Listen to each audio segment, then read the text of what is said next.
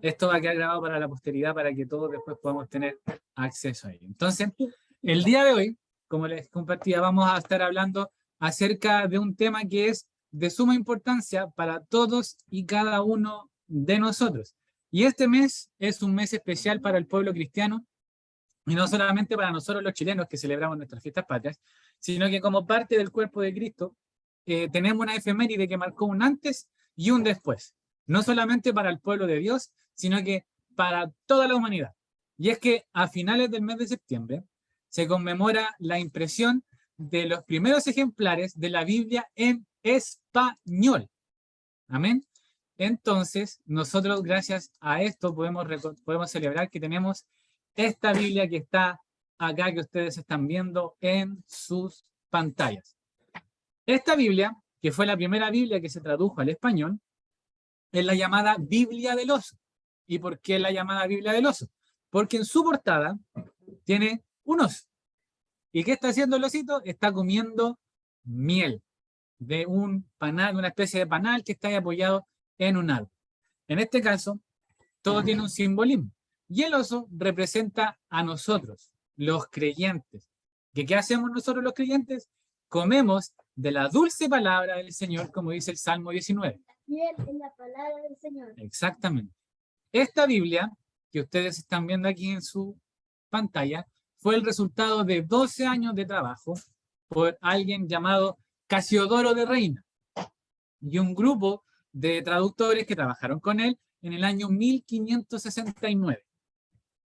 Años más tarde, esta versión de Casiodoro de Reina iba a ser revisada por Cipriano de Valera. Y yo creo que ya esos dos apellidos le dan la referencia a usted de quiénes son y cuál es el impacto de ellos, ya que la mayoría de nosotros tenemos nuestras Biblias en versión Reina Valera, que es la versión más apegada, digamos, al tradicional. No podemos decir que es la tradición directa desde el original al lenguaje español, porque esto se tradujo desde la Septuaginta, que es la Biblia de los 70, que se había hecho años anteriores. Por lo tanto, esta fue la primera traducción al español de la Biblia. Y este trabajo que hicieron Casiodoro de Reina primero y luego Cipriano de Valera no cayó muy bien en ciertos grupos de la Iglesia Católica, lo que les generó obviamente problemas a ellos. Y para que esto pudiese ser impreso, para que el trabajo de Casiodoro de Reina pudiese ser impreso, en España no se pudo hacer. Y en Suiza pudieron encontraron un lugar que les pudo imprimir en la ciudad de Basilea, donde pudieron imprimir esta traducción. Y esto fue el inicio de lo que se llaman la impresión en serie de la Biblia. Unos 100 años antes se había impreso, en serie, la primera Biblia, que es la Biblia que nosotros hoy conocemos como la Biblia de Gutenberg. Y esta Biblia estaba escrita en latín. Y esa fue, la primera Biblia que se tradujo en serie. Fue la primera impresión en serie de la historia de la humanidad de un libro. ¿Ya? NBI. Exacto. Luego de eso, como dice Mateo, a raíz de la traducción de la Reina Valera, han salido diversas traducciones que toman la Reina de Valera como base y que usan un lenguaje distinto. Tenemos la NBI, como tiene Mateo, que es la nueva versión internacional. Tenemos la NTV, que es la nueva traducción viviente. Y si ustedes se fijan, yo en cada versículo que pongo, siempre le pongo al final RBR 60, que es la Reina Valera. Le pongo NTV cuando es de la nueva traducción viviente, o NBI, o la traducción al lenguaje actual, o la palabra de Dios para todos, que son las traducciones que yo generalmente estoy usando. Y eso es simplemente la misma palabra de Dios, pero con un lenguaje distinto, un lenguaje que sea más entendible por cada una de las personas. Ahora, si nosotros hacemos historia y nos remontamos a los orígenes de la Biblia, encontramos que fue escrita originalmente en 3 idiomas. Y estos idiomas fueron hebreo, arameo y griego. Permiso. Gracias, mi mamá. Me da mucha hambre. Me echa agua. En este caso, como les decía, eran 3 idiomas, el hebreo, el arameo y el griego. Los 2 primeros lenguajes, el arameo y el hebreo, eran parecidos, pero no eran lo mismo, ¿ya? El hebreo era un lenguaje que utilizaba el pueblo de Israel para comunicarse entre ellos. Y por otro lado, el arameo Era un lenguaje que utilizaban ellos para comunicarse con personas de otros países. El arameo tiene su raíz en los pueblos asirios y en los pueblos mesopotámicos. Por lo tanto, ellos podían hablar en arameo cuando hablaban con personas de otras naciones. Luego, cuando el pueblo de Israel fue cautivo en Babilonia, el hebreo quedó relegado solamente a los sacerdotes.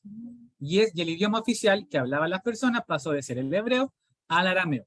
Por lo tanto, el hebreo se empezó a perder un poquito y quedó solamente, era encargado solamente para los levitas o los sacerdotes del templo. Como les decía, cuando el pueblo de Israel fue capturado en Babilonia, ellos comenzaron a hablar solamente en arameo y el hebreo quedó relegado para los sacerdotes. Y es por eso que en el libro de Nehemías, capítulo 8, versículo 8, vemos que cuando ellos leían la ley, cuando se reúnen Nehemías con Esdras delante del pueblo y ellos empiezan a leer el libro de la ley, se encuentran que Esdras, luego de leer, tenían que ir los levitas a explicar qué era lo que decía para que todos pudieran entenderlo. Y dice en Nehemías 8:8, y leían en el libro de la ley de Dios claramente y ponían el sentido de modo de que todos entendiesen la lectura. Por lo tanto, como habían pasado ya tantos años cautivos, la gente ya se había olvidado del lenguaje que hablaban ellos, que era el hebreo, y solamente hablaban el arameo. Y es por esto que los sacerdotes tenían que ir traduciendo para que la gente pudiese entender qué era lo que estaban hablando. Ahora, como nosotros en el siglo XXI sabemos que los idiomas que hablaban eran ellos, los idiomas que se hablaron, los idiomas en los que se escribieron la Biblia fue en hebreo y en arameo, eso se debe a los hallazgos que hicieron en una cueva, en el Mar Muerto, en un sector llamado Qumran. Ahí en la cueva de Qumran se encontraron copias hechas a mano que databan del año 60 a.C. hasta el 200 a.C. y eran copias originales de lo que se llamaba el Tanaj, que para nosotros es el Antiguo Testamento. Los judíos le llaman Tanaj, nosotros le llamamos Antiguo Testamento. Pasaron los años y para la época de Jesús se seguía usando el arameo, pero la mayoría de los textos escritos en la época de Jesús fueron escritos en griego. Y para eso tenemos un poco más de registros para poder ir a buscarlos. Hace un tiempo atrás yo compartí esta imagen en Facebook. No sé si alguno la pudo ver. Y en esta imagen la mostró el pastor Marco Brunet en una conferencia que hizo, que la encontré maravillosa. Y en esta conferencia él hablaba sobre la palabra de Dios y mostró esta imagen. ¿Ya? Esta imagen muestra cada uno de los versículos de la Biblia y cómo se relacionan entre ellos. Y acá quiero que nos podamos abstraer un poquito. La Biblia tiene 66 libros, tiene 1188 capítulos y 31.187 versículos. Todas las rayitas que usted ve acá en la parte de abajo de la pantalla son los versículos de la Biblia. ¿Cuál es la raya más larga? El Salmo 119. La Biblia fue escrita por alrededor de 40 autores a lo largo de más o menos 1400 años. Esto lo escribieron en 3 continentes distintos y, como lo vimos, en 3 idiomas diferentes.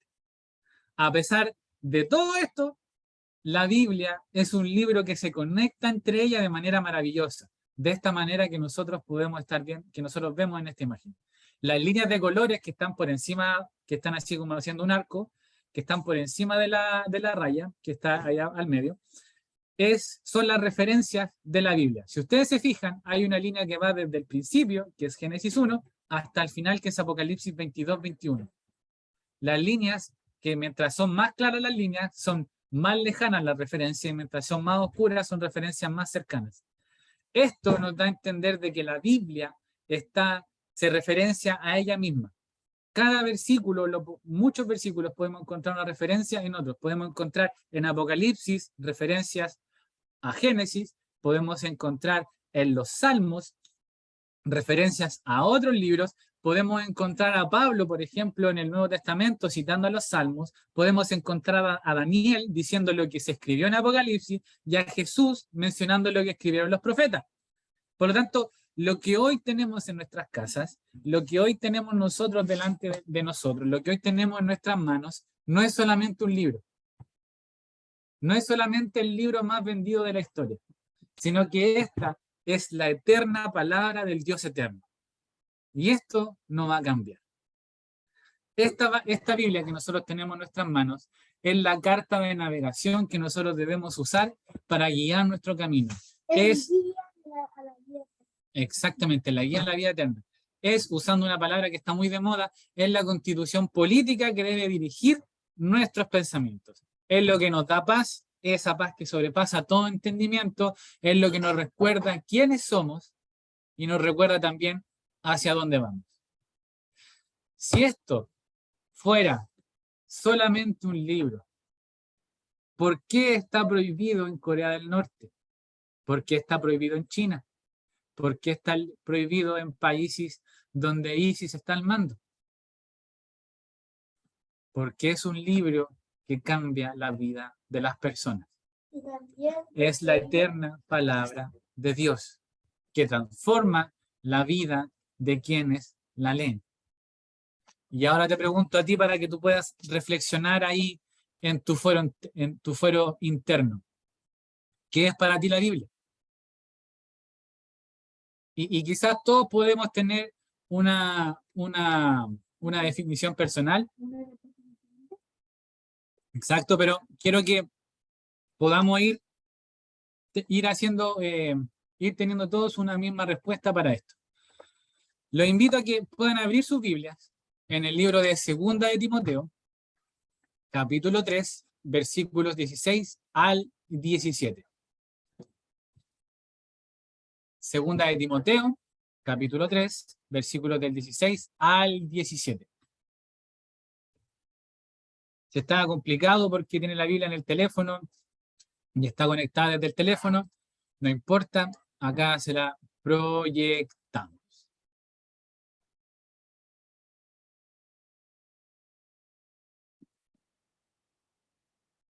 Amén. Dice, toda la escritura es inspirada por Dios y útil para enseñar, para redarguir, para corregir, para instruir en justicia, a fin de que el hombre de Dios sea perfecto, enteramente preparado para toda buena obra.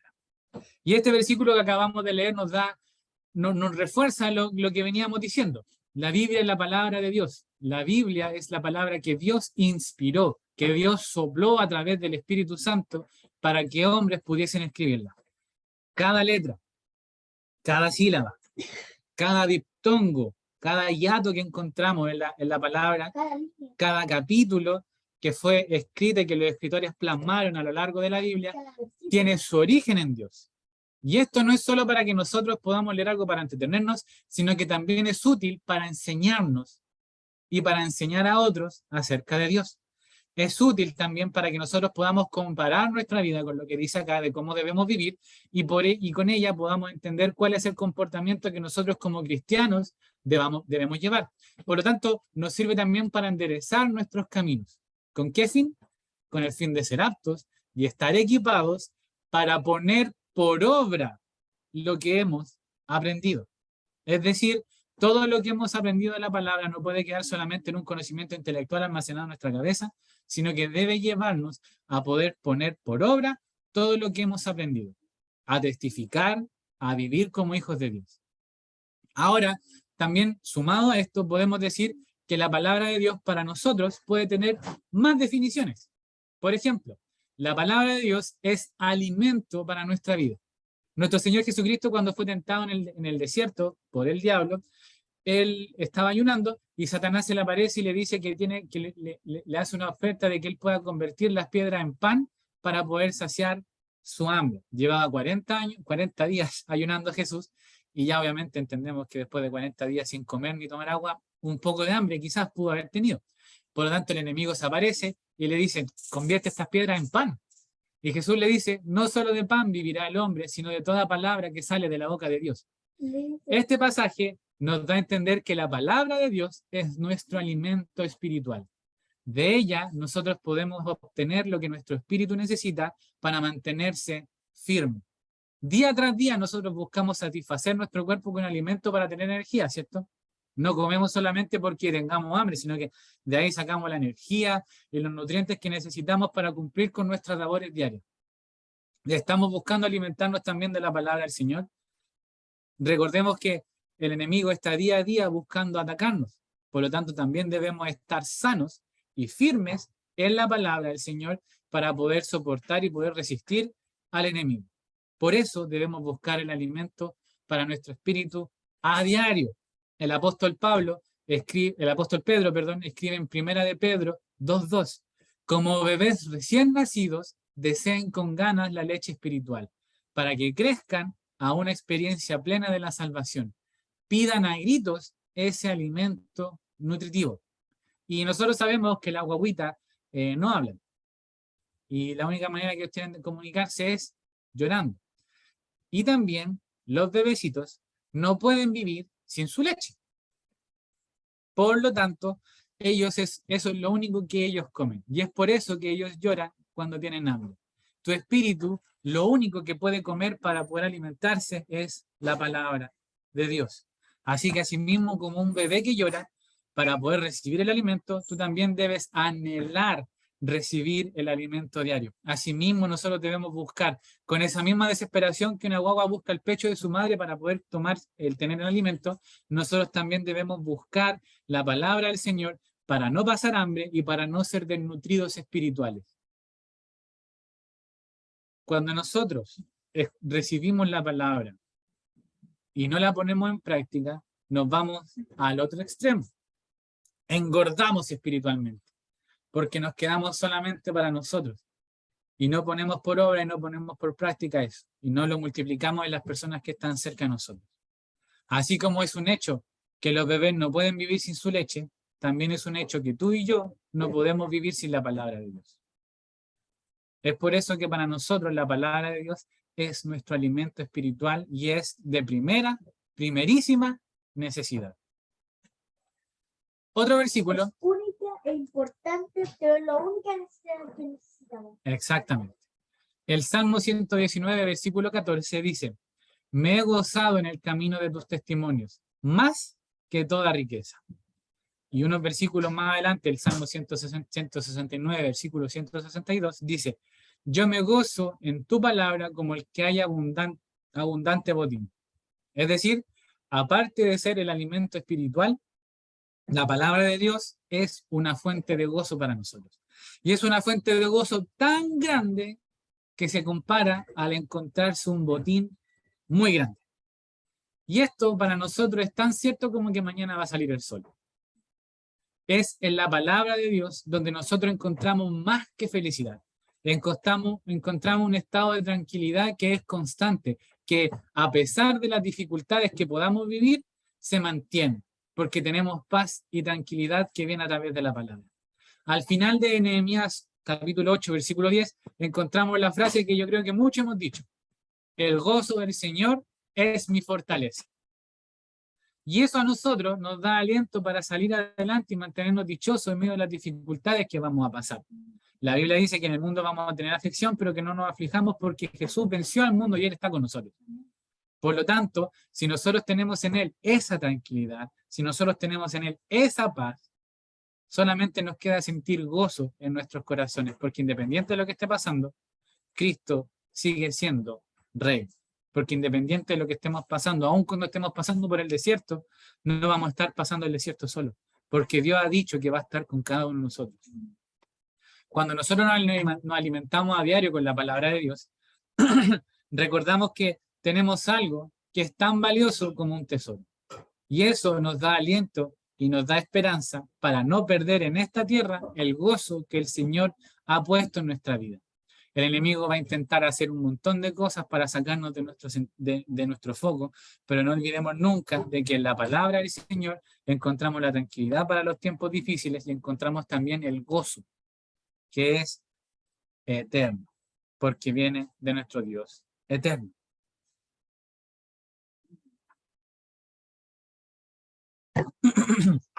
Siguiendo en el Salmo 119, pero esta vez en el versículo 105, encontramos la siguiente definición de la palabra: lámpara es a mis pies tu palabra y lumbrera a mi camino.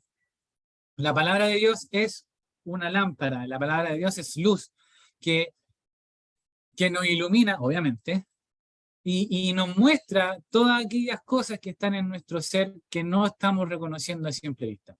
Cuando nosotros caminamos y tomamos esta palabra del Señor, esa luz que está delante del trono celestial, esa luz que es Cristo, ilumina todo nuestro ser y podemos reconocer todas nuestras imperfecciones. Podemos ver todas nuestras pifias, podemos ver todas nuestras imperfecciones de una manera tan hermosa que antes no podíamos reconocerlas. Es solamente estando delante de la luz de Cristo que nosotros podemos reconocer nuestro pecado. Ahora, esa luz que nos hace ver nuestro pecado no está ahí para condenarnos ni para apuntarnos con el dedo, sino que para mostrarnos aquellas áreas donde debemos poner a Cristo para que Él sea restaurándolas. Esta lámpara que nos alumbra tan poderosamente está alimentada por nada más y nada menos que el fuego del Espíritu Santo. El Espíritu Santo es el mismo que inspiró a los lectores bíblicos y nos entrega esa luz para poder caminar en nuestra vida, en la dirección que nuestro Padre Celestial quiere que nosotros caminemos. Y ese Espíritu Santo que inspiró a los autores a escribirla es el mismo Espíritu Santo que hoy reposa en nosotros y que también nos aviva día a día y cada vez que tomamos la palabra del Señor. Más adelante, unos libros más adelante, también encontramos al apóstol Pedro que nos dice: tenemos también la palabra profética más segura, a la cual hacéis bien a estar atentos como una antorcha que alumbra el lugar oscuro, hasta que el día esclarezca y el lucero de la mañana salga en vuestros corazones. O sea, esta luz, la luz de la palabra del Señor, no solamente nos ilumina a nosotros y nos sirve para nosotros, sino que también muestra el camino por el que debemos caminar y también irradia a los que van caminando al lado de nosotros. También le muestra la luz a quienes hoy andan por sendas oscuras. Y es por eso que nosotros debemos mantenernos en Cristo, alimentándonos de la palabra y en el gozo del Señor para poder irradiar la luz a aquellos que hoy están perdidos.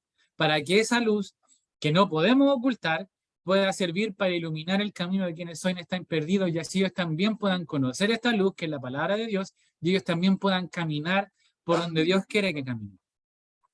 Cuando nosotros estamos en oscuridad, cuando se nos corta la luz en la casa o cualquier cosa, lo primero que nos pasa es sentirnos perdidos. Porque a veces perdemos la noción de dónde están las paredes, dónde están las cosas, y por eso cuando caminamos chocamos con otras cosas. Pero cuando tenemos luz, vamos seguros hacia dónde queremos llegar. Es por eso que esta lumbrera, esta lámpara que es para nosotros la palabra del Señor, debe estar siempre puesta arriba de nosotros para poder saber hacia dónde tenemos que ir. Por eso es tan importante, amados hermanos, que nosotros estudiemos la palabra y que escudriñemos en ella. Por eso hacemos tanto énfasis en nuestros estudios bíblicos, que todos puedan estar en el discipulado que vamos a comenzar ahora a fin de mes, que todos puedan estar en estas reuniones, que todos puedan estar en las reuniones de oración, porque también tenemos palabra. Porque sin la palabra de Dios somos nada. Y podríamos seguir enumerando un montón de otras características que tiene la palabra de Dios, pero la última característica que me gustaría que pudiésemos reflexionar, y esta a mi parecer es la que define toda la palabra de Dios, es que la palabra de Dios es la verdad. Y punto. Nuestro amado Jesucristo dice en el Evangelio de Juan, capítulo 17, versículo 17, santifícalos en tu verdad. Tu palabra es la verdad. La Biblia es la palabra del único Dios verdadero. Amén. Amén. Y esta palabra no ha cambiado desde el día en el que se escribió. Esta palabra es eterna. Y dice que van a pasar los cielos y van a pasar la tierra, pero que su palabra no pasará. Por lo tanto, es un fundamento seguro sobre el cual nosotros podemos cimentar nuestras vidas. La palabra de Dios es el refugio al cual podemos recurrir y que en ningún momento nos va a avergonzar. Y que en ningún momento nos va a desilusionar. Porque es en ella donde nosotros encontramos esperanza para vida eterna. Es en ella donde nosotros encontramos alimento para nuestros espíritus, para que nos mantiene sanos y en buen estado, para seguir caminando con la luz que ella misma nos ilumina. Sumado a esto, es la fuente de nuestro gozo. Y como no puede ser transformada, podemos tener la plena certeza de que el gozo que hay en ella va a durar para siempre. Porque todo lo que está escrito en ella fue, es y será cumplido sin faltar a nada. Si yo pongo mis manos debajo del chorro de agua, me voy a mojar. Y esa es una verdad que nadie puede poner en duda, ni hoy ni mañana. Asimismo es la palabra de Dios, una verdad que nadie puede cambiar, una verdad que cambia la realidad de las personas. Es una verdad que nosotros leemos en presencia de su autor. Es una verdad que nos da certeza de que aun cuando estemos pasando por momentos de dificultad, de que no sepamos cómo reaccionar frente a una situación, en ella podemos encontrar la respuesta a nuestras preguntas. En estos tiempos de la posverdad se ha atacado tanto tratando de hacer ver la Biblia como si fuera algo trivial. En estos tiempos donde se intenta poner las emociones y los sentimientos por encima de hechos objetivos, nosotros debemos mantenernos firmes en la palabra del Señor para que el mundo no tenga cabida en nuestras vidas, para que el mundo no nos confunda, para que el mundo no apele a nuestra emocionalidad y nos trate de hacer ver que esta verdad no es la verdad. Santiago y el apóstol Santiago y el apóstol Pedro dicen: todo lo que es bueno y perfecto es un regalo que desciende a nosotros de parte de Dios nuestro Padre, quien creó todas las luces desde el cielo. El mundo cambia, ni varía, Él nunca cambia, perdón, ni varía como una sombra en movimiento. El apóstol Pedro dice: siendo renacidos no de simiente corruptible, sino de incorruptible por la palabra de Dios que vive y permanece para siempre. La palabra de Dios no va a cambiar. Por lo tanto, es cierta, ya que de no serlo, ya se habría modificado. Y ahora sería muy distinto a lo que escribieron hace más de 2000 años atrás. Hay cosas que hoy no son aceptadas, que hasta hace unos 10, que hoy sí son aceptadas, que hasta hace unos 10 años eran una locura poder pensar que podían ser aceptadas por la realidad. Y eso es porque nosotros los hombres variamos nuestro pensamiento. Pero gloria a Dios que Él no es como nosotros y que Él no ha cambiado nada desde antes de la fundación del mundo y seguirá de la misma manera hasta que nosotros estemos frente a Él.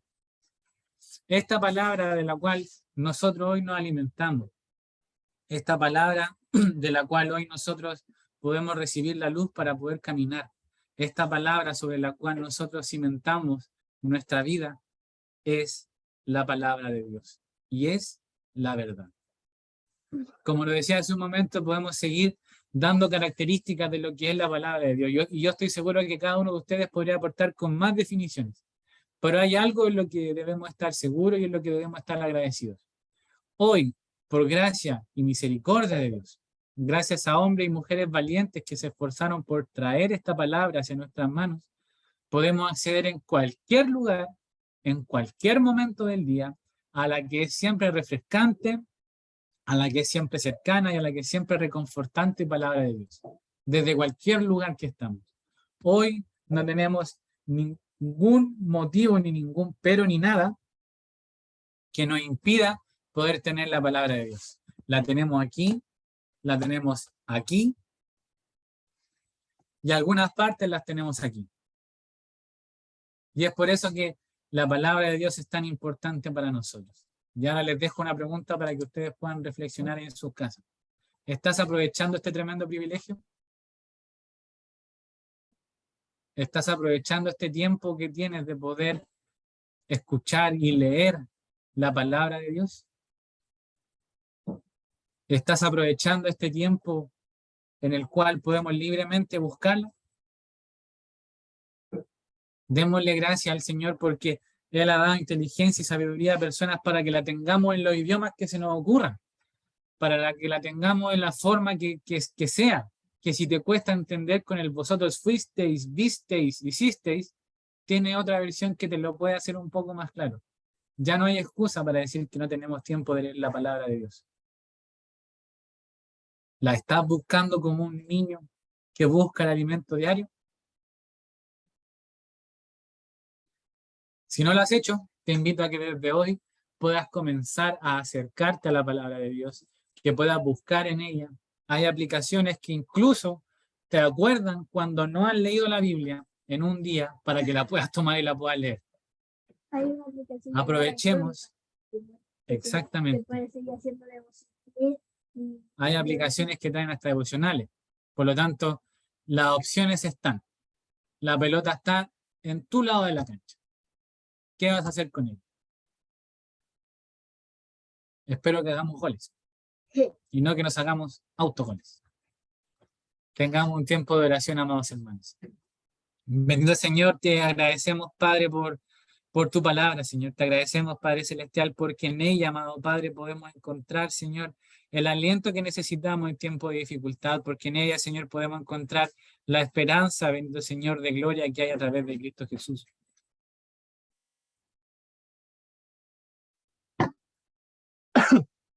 Padre Santo, te agradecemos, Señor, porque en ella, en tu palabra, Señor, podemos encontrar el ánimo y el aliento, Padre Celestial, para poder seguir, bendito Señor, adelante en esta tarea que tú nos has encomendado. Señor, te pedimos que tú puedas despertar en nosotros, Padre, el anhelo de poder aprender más de ella, Señor. Que tú puedas despertar en nosotros el anhelo, Señor, de que no pase un día, Santo Padre, sin leer tu palabra. Que no pase un día, Señor, sin que podamos reflexionar, aunque sea sobre un versículo, Padre Celestial, de tu palabra. Que podamos, Señor, compartir con otros, Padre Celestial, también lo que en ella encontramos, Padre Celestial. Que podamos ser canales, Señor, sobre los cuales tu gloria se mueva, Padre Celestial, para que otros la puedan recibir, Señor. Que nos podamos también mantener fiel a ella, Padre Santo. Que en ningún momento, bendito Señor, pongamos nuestro parecer por encima de lo que dice tu palabra, Señor. Padre amado, yo te pido que tú hables a nuestros corazones, Santo Padre, que tú nos recuerdes, Padre Santo, en momentos de angustia, quién eres tú y quiénes somos nosotros, Padre Celestial.